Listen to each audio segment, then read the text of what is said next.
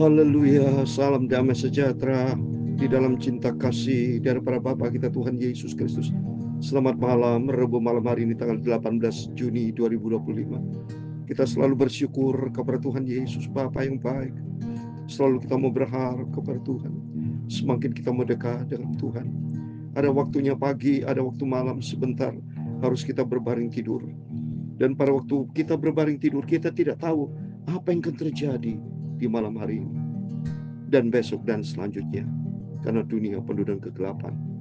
Itu pentingnya kita mau selalu dekat dengan penguasa yang sempurna, pencipta langit dan bumi, yang maha kuasa, yang maha segala-galanya, Bapa kita, juru selamat kita. Itulah Tuhan Yesus Kristus yang sangat kita cintai.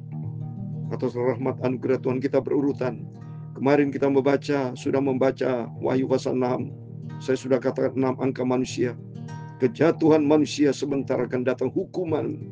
Meter yang pertama, kuda putih. Saya sudah tak jelaskan kemarin, bisa diartikan dua. Bisa itu sebagai Kristus pemenang, juga sebagai penipu, bisa juga. Dia menyamar sebagai putih, menyamar sebagai malaikat terang. Padahal justru itu penakluk.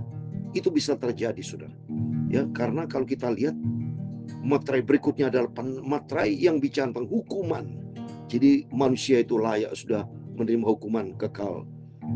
Ya, akan terjadi bencana-bencana, kesulitan-kesulitan karena Tuhan sudah marah, seperti peristiwa Sodom dan Gomora. Peristiwa air bah, masa-masa lalu sudah pernah terjadi. Kemarin waktu berapa tahun yang lalu peristiwa Covid itu mendunia. Itu baru nggak ada apa-apanya. Nanti akan terjadi lebih parah lagi. Mari untuk itu, mari kita mau belajar firman Tuhan. Supaya kita menjadi anak manusia yang berhikmat. Seperti menjadi 5 gadis yang bijaksana. Yang ada bak pelita dengan membak minyak firman dan Roh Kudus. Itu saya, Pastor Yakob Rahmat, kami nyanyikan pujian ini. Zaman sekarang, berjagalah, berdoalah. Lihat dunia bergelora, amin, haleluya. Kedengaran sini sana, banyak kabar menggemparkan. Berlindunglah di dalam firman Tuhan, amin, haleluya. Zaman sekarang, berjagalah dan berdoalah, semakin dekat dengan Tuhan Yesus, amin. Sesuai dengan firman Tuhan dalam surat 1 Yunus pasal 2 ayat 17. Dan sedang dunia akan lenyap, tetapi orang melakukan kehendak Allah kekal selamanya, amin, haleluya. Dalam surat Yudas pasal 1 ayat yang ke-20 demikian firman Tuhan. Akan tetapi kamu saudara-saudaraku yang kekasih, bangunlah dirimu sendiri di atas dasar imanmu yang paling suci, dan berdoalah di dalam Roh Kudus. Itulah firman Allah. Ya Tuhan, punyamulah kebesaran dan kejayaan, kehormatan, kemasyhuran, dan keagungan. Ya segala-galanya yang ada di langit dan di bumi. Ya Tuhan, punyamulah kerajaan, dan Engkau yang tertinggi itu melebihi segala-galanya sebagai kepala. Amin, haleluya. Sebab kekayaan dan kemuliaan berasal daripadamu, amin, haleluya. Dan Engkau lah yang berkuasa atas segala-galanya, amin, haleluya. Dalam tangan-Mu lah kekuatan dan kejayaan, dalam tangan-Mu lah kuasa membesarkan dan mengokohkan segala-galanya. Sekarang ya Allah, kami di dalam nama Tuhan Yesus Kristus. Amin. Haleluya. Kami selalu bersyukur kepadamu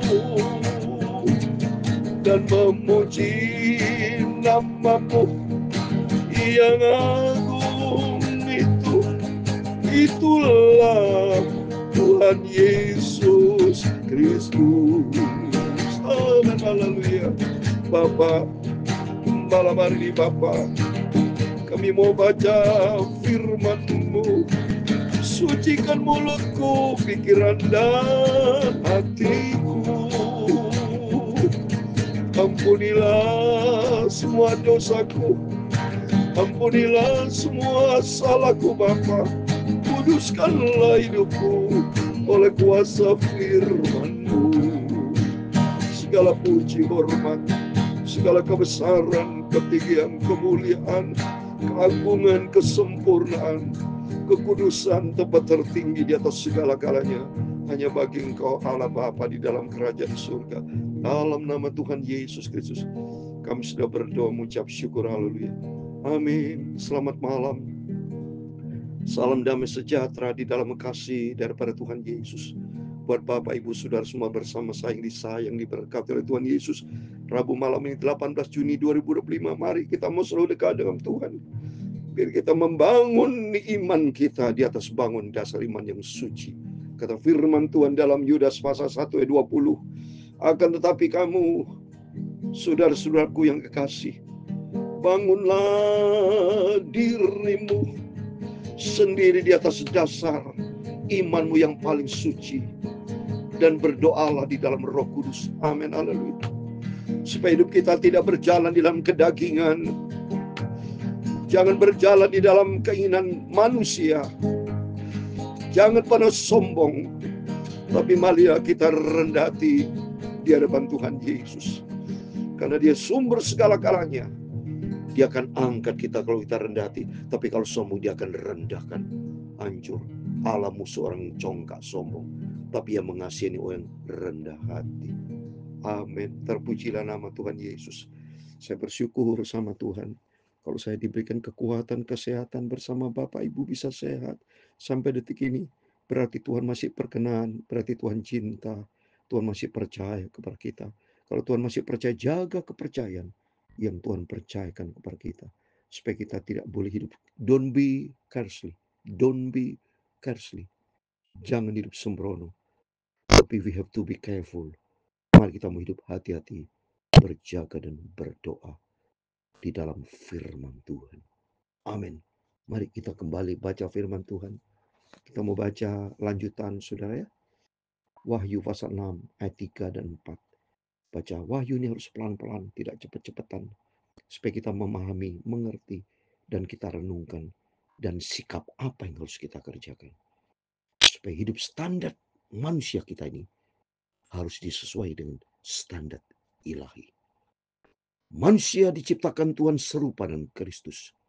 Tapi karena manusia bandel, Adam dan Hawa tidak taat kepada perintah Tuhan. Jangan makan buah, dia makan. Karena sudah Tuhan jelas bicara di Kejadian pasal 2 itu. Kalau kau makan mati, udah jelas itu. Tapi lebih menuruti suara iblis di Kejadian pasal 3. Jatuhnya. Demikian mari kita mau lebih bagus dengar firman Tuhan. Seperti malam hari ini kita dengar firman Tuhan. Lakukan firman Tuhan dengan sungguh-sungguh, dengan penuh ketekunan, kesetiaan. Seperti 5 garis yang bijaksana. Supaya nanti kalau Yesus datang, kita layak masuk di dalam kerajaan surga. Mari puji Tuhan, saya mau baca di pasal 6 ayat 3 dan 4. Dan ketika anak domba itu membuka meterai yang kedua, aku mendengar makhluk yang kedua berkata, mari coba. Silakan, kata Tuhan. Ya, Tuhan sudah buka meterai yang pertama sudah. Ya, kemarin meterai pertama saya katakan ada kuda putih. Kalau di Wahyu 19 juga ayat yang ke-10, 11 sudah itu juga kuda putih sudah. Ya, sama itu. Coba saya mau terangkan nanti. Ya, nanti kalau pada waktunya ya. Jadi itu juga sama.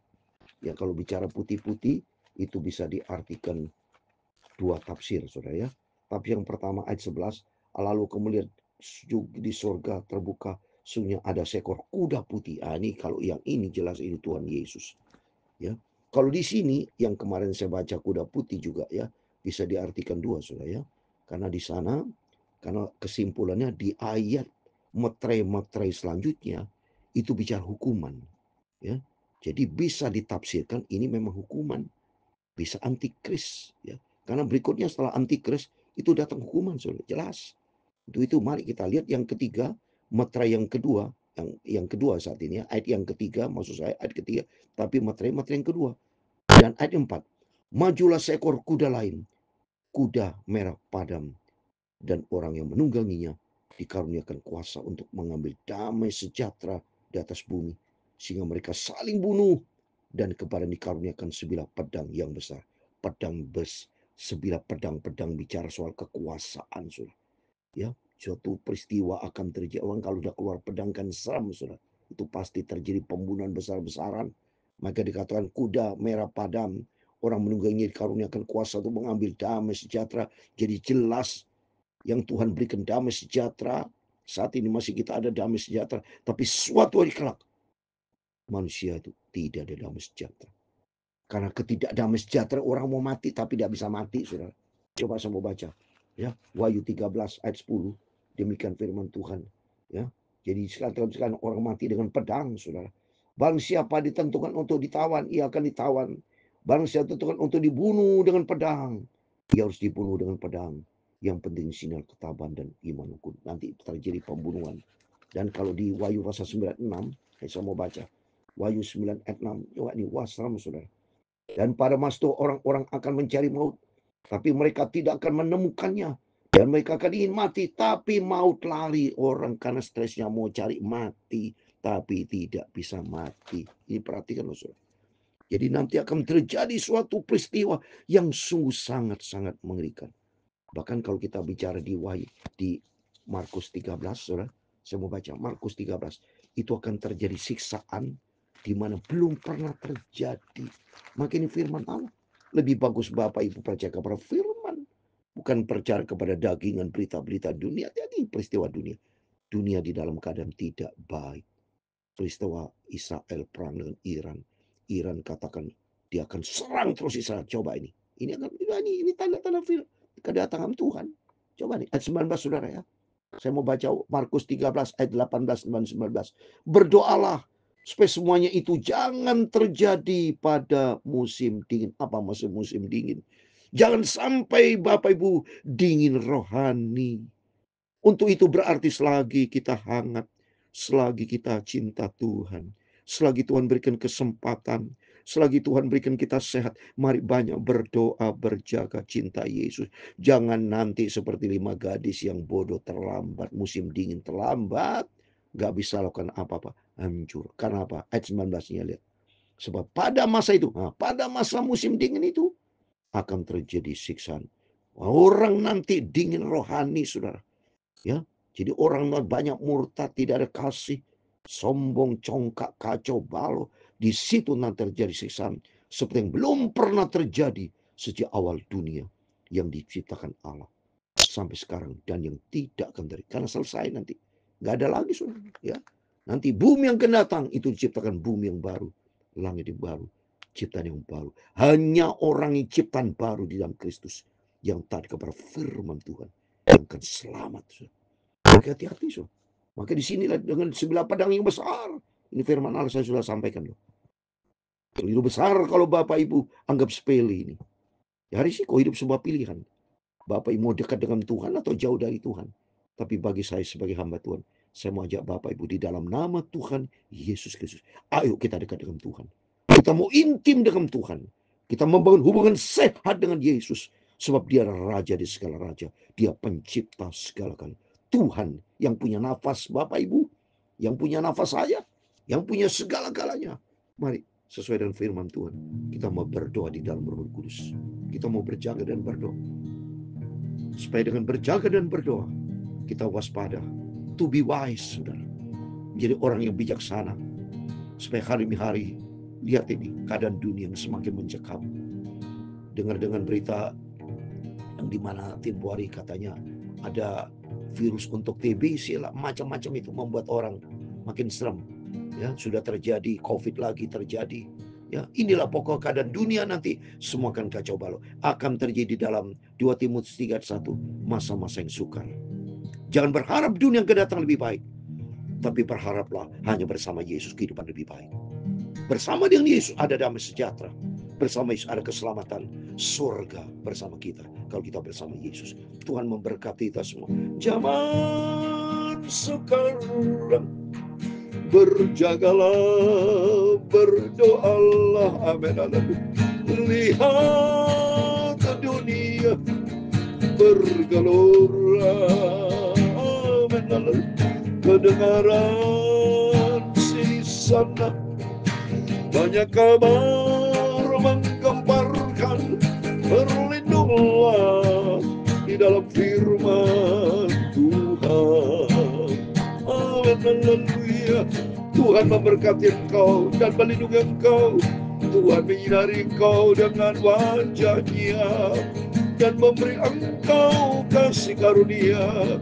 Tuhan menghadapkan wajah-Nya kepadamu dan memberi engkau damai sejahtera. Bapa kami yang di surga, dikuduskanlah namamu, datanglah kerajaanmu, jadilah kehendak-Mu di bumi seperti di surga. Berikanlah kami pada hari ini makanan kami yang secukupnya, dan ampunilah kami akan kesalahan kami, seperti kami juga mengampuni orang bersalah kepada kami. Dan janganlah membawa kami ke dalam pencobaan, tetapi lepaskanlah kami daripada yang jahat. Karena Engkau-lah yang punya kerajaan dan kuasa dan kemuliaan sampai selama-lamanya. Amin. Amin. Tuhan memberkati Bapak Ibu. Sebelum berbaring tidur, berjaga dan berdoa. Dekat dengan Yesus. Karena nanti persiapkan diri kita menghadapi situasi apapun. Tapi kalau bersama Yesus, Dia akan jaga lindungi kita. Bahkan kita minta supaya kita rapture, Bapak Ibu ya. Dalam nama Tuhan Yesus saya juga berdoa. Buat saya pribadi dan keluarga dan Bapak Ibu saya doakan. Supaya nanti kalau Tuhan berkenan, rapture. Tapi kalau Tuhan panggil, nggak apa-apa, tidak ada masalah. Yang penting matinya di dalam Tuhan. Karena firman Allah juga sama. Yang mati di dalam Kristus pada waktu Yesus datang, Dia akan bangkit terlebih dahulu. Dan kita yang hidup ini rapture diangkat. Tidak mengambil antikris, saudara. Yang menurut pandangan saya sebagai hamba Tuhan, kita diangkat terlebih dahulu. Rapture, karena itu janji Tuhan. Baru nanti lihat antikris siksaan. Kita di dalam perlindungan Tuhan. Sebab firman Allah katakan dalam surat 1 Samuel pasal 29, langkah kaki orang dicinta Tuhan di dalam perlindungan Tuhan. Yang jelas cara Tuhan yang ajaib. Kita akan tersisih dari keadaan dunia yang semakin kacau ini. Terhindar dari maut, terhindar dari bencana. Tapi kita tersisih seperti tanah Goshen. Tanah Goshen di Mesir tidak terjadi apa-apa. Karena apa? Ada Tuhan. Kalau bersama dengan Yesus, kita ada damai sejahtera. Tuhan memberkati kita semua. Immanuel. Amin. Puji Tuhan.